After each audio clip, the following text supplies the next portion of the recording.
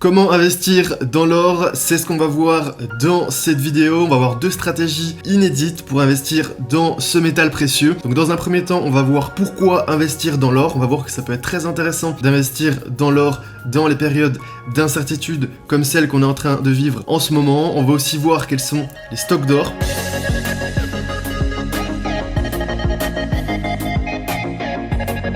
Alors tout d'abord, pourquoi investir dans l'or? C'est très simple, l'or est en quantité limitée. C'est pas comme des monnaies comme le dollar ou l'euro, on peut pas imprimer de l'or à foison. L'or sur Terre, il y a des estimations, il y a environ 187 000 tonnes d'or qui sont extraites à l'heure actuelle. Ça peut paraître énorme, 187 000 tonnes, mais ça représente un cube de 21 mètres d'arête, donc 21 mètres cubes d'or. Pour vous donner un ordre d'idée, la quantité d'or qui a été extraite sur Terre, elle pourrait passer sous l'Arc de Triomphe. Donc imaginez l'Arc de Triomphe, on pourrait y mettre juste en dessous l'intégralité de l'or qui a été extraite à ce jour. Maintenant, je voulais vous montrer un petit peu l'évolution de l'or depuis les années 2000. Vous allez voir que c'est assez impressionnant. Alors là, on est sur le graphique de l'once d'or. Donc là, vous voyez, par exemple, depuis 2000, en 2000, l'once d'or valait 284 $. Et actuellement, on est à quasiment 2000 $. On a touché les 2000 $. Donc, on a multiplié par 10 la valeur de l'or depuis 2000. Donc, ça fait tout simplement une hausse de 1000%. Vous voyez, depuis 2010... on a eu une belle hausse aussi, depuis 2010, on était passé de 1000 à 2000, donc on a fait tout simplement 100% en 10 ans. Et rien que, vous voyez, rien que l'année dernière, cette année, donc l'année dernière, on a eu une belle hausse aussi.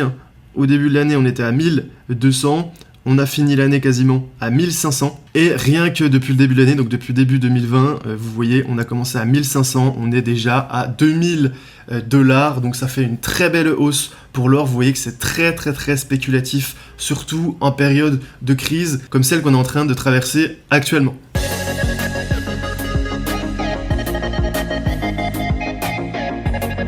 Maintenant, on va voir concrètement comment investir dans l'or. Donc avant de vous montrer deux stratégies pour investir dans l'or, il va être important de distinguer ce qu'on appelle l'or papier de l'or physique. Alors ce qu'on appelle l'or papier, c'est tout simplement les actifs financiers qui sont adossés à l'or. Et l'or physique, ça va être tout ce qui est lingots d'or, pièces d'or, c'est tout l'or que vous pouvez tout simplement toucher. Donc ces deux actifs ont chacun des avantages et des inconvénients. L'avantage de l'or papier, ça va être tout simplement que vous n'allez pas avoir besoin de stocker de l'or chez vous ou dans une banque. Vous allez pouvoir investir dans l'or à des frais très réduits. Mais le problème, c'est l'inconvénient, c'est si par exemple l'émetteur du fonds en or ou peut-être si votre courtier venait à faire faillite, vous auriez des démarches à faire pour vous faire rembourser, notamment par les régulateurs indépendants qui garantissent ce type de choses. Comme par exemple, si un courtier venait à faire faillite ou un émetteur venait à faire faillite, on a des protections. Donc aux États-Unis, chez les courtiers américains régulés, je tiens bien à préciser, il faut aller chez des courtiers qui sont régulés, on a des protections à hauteur de 250 000 $. Donc si l'émetteur de votre fonds ou tout simplement votre courtier venait à faire faillite, vous êtes couvert à hauteur de 250 000 $. En Angleterre, par exemple, chez les courtiers anglais, c'est à hauteur de 100 000 €. En France, pareil, avec l'AMF, vous avez des protections à hauteur de 100 000 € par personne. Ensuite, on va parler des avantages de l'or physique. Alors, l'avantage de l'or physique, c'est que vous allez pouvoir le stocker donc soit chez vous, soit dans une banque. L'avantage, c'est clairement qu'en cas d'effondrement des marchés financiers, si le système capitaliste venait à s'effondrer, si le système financier mondial venait à s'effondrer, votre or il serait toujours disponible chez vous ou dans un coffre-fort. Donc voilà, ce n'est pas adossé à un marché.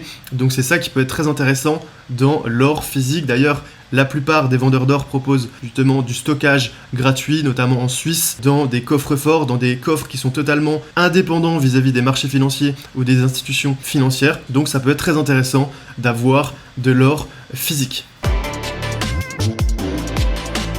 Pour acheter de l'or physique, vous pouvez aller chez Gold Avenue, notamment, c'est un site très intéressant. Alors, c'est pas un placement de produit, je ne fais pas d'affiliation avec eux, je tiens à le préciser. C'est le leader européen de la vente d'or en ligne. Donc, c'est vraiment hyper intéressant. Votre or sera stocké dans un coffre en Suisse, un coffre qui est totalement séparé du système bancaire. Vous serez assuré, votre or sera garanti et vous pourrez aussi le revendre à Gold Avenue, justement aux vendeurs. Vous pouvez l'acheter et le revendre à des frais très très faibles, donc ça peut être très intéressant comme alternative, notamment ce site Gold Avenue. Il y a aussi de l'argent, du platine, du palladium, donc pas mal de métaux précieux chez Gold Avenue.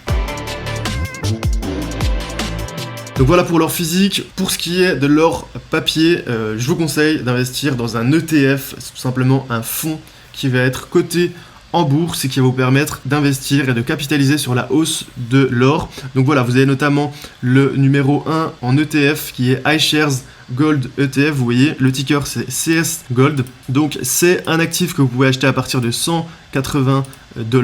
Vous voyez, il est coté sur le marché suisse, donc c'est tout à fait acceptable dans un compte titre européen, c'est pas compatible. Vous pouvez aussi trouver des ETF Gold PEA, il n'y a aucun problème, il y en a énormément. Donc voilà, au niveau des frais courants, vous êtes à 0,19% par an, donc c'est vraiment très faible. Et la taille du fonds, c'est un fonds qui est énorme, qui fait plus de 700 millions d'euros. En termes de performance, vous voyez, on a des super performances. On va regarder depuis un petit peu plus longtemps, depuis 2010, même 2015.